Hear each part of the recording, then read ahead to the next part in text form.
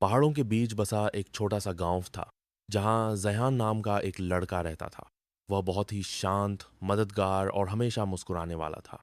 लेकिन किसी ने कभी उसकी आवाज़ नहीं सुनी थी। लोग कहते थे कि उसके दिल में बहुत सारी बातें हैं जो कभी बाहर नहीं आती।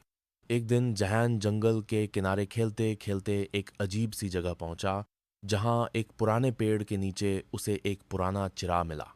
वह धूल से भरा हुआ था, लेकिन उसमें हल्की सी रोशनी थी, जैसे वह कुछ कहना चाहता हो। उस रात जहान ने अपने कमरे में वह चिराग जलाया। जैसे ही लौ जली, कमरे में हल्की सी मधुर सरगोशियां गूंजने लगी।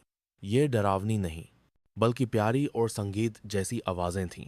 चिराग उसे कहानियां सुनाने लगा, खोए हुए तारों की, उड़ने वाले कछुओं की, जादुई बाघों और बात करने वाले बादलों की। जहान हर रात इन्हें सुनता और नए सपनों की दुनिया में चला जाता। फिर एक रात उसे एहसास हुआ कि चिराग सिर्फ कहानियां सुनाता नहीं, सुनता भी है। उसने चिराग के पास बैठकर अपने दिल की सबसे छुपी बात कही, अपनी उस बहन के बारे में जो एक तूफान में खो गई थी और जिसकी हंसी उसे बहुत याद आती थी।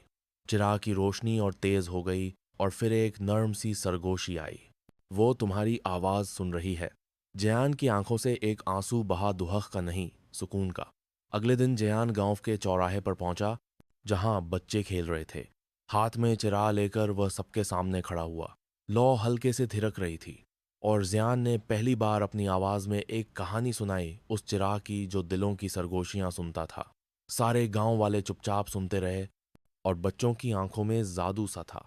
अब हर शाम गांव में बच्चे जयान के पास बैठते, तारों के नीचे, और वह नई नई कहानियां सुनाता। और वह चिराग, वह अब भी जलता है, हर उस दिल के लिए जो सुना जाना चाहता है।